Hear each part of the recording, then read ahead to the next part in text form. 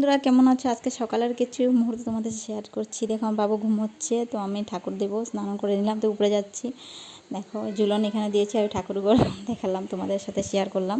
কেমন হয়েছে অবশ্যই বলবে ঝুলন পূজাটা।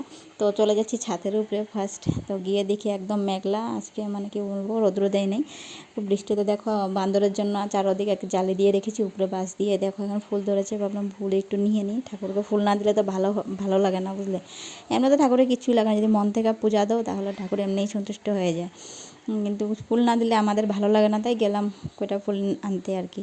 বললাম ফুল দিয়ে পুজো দিব। দেখো এই সাদা ফুল গাছটা, এই ফুলটা আমার খুবই ভালো লাগে। আরেকটা আছে সরু সরু টাইপের, ওটা আমার তো ভালো লাগে না। দেখো এসে গেছে ওরা মধু খেতে।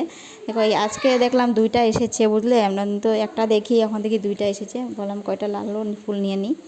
তো দেখো ওটা, দেখো ঘোরাঘুরি করছে, মানে মধু খাবে এটার থেকে। তো ভাবলাম তোমার সাথে একটু শেয়ার করে নিই। দেখো দেখেছো ঘুরছে, এটা পুরানোটা আরেকদিনও তোমাদের সাথে শেয়ার করেছিলাম। দেখো বেলপাতাও নিয়ে নিলাম। তো ওইটাই, একটাই ফুল ধরেছে, কিন্তু দেখতে দারুণ লাগে। ওই দেখো প্রজাপতি নতুন একটা, দেখেছো? ওই দিনকে আরেকটা ছিল, এখন আরেকটা এসে তোমার মধু খাচ্ছে। এই দেখো পুরানাটা, বুঝলে, আরেকটা এই আগেরটা। তো খুবই ভালো লাগছিল, কি বলবো। কেমন লাগলো অবশ্যই বলবে। দেখো সিঁড়ির নিচে আমি পূজাটা করেছি, ভাবলাম তোমার সাথে দেখি। এখানেই ভিডিওটা শেষ করছি, বাই।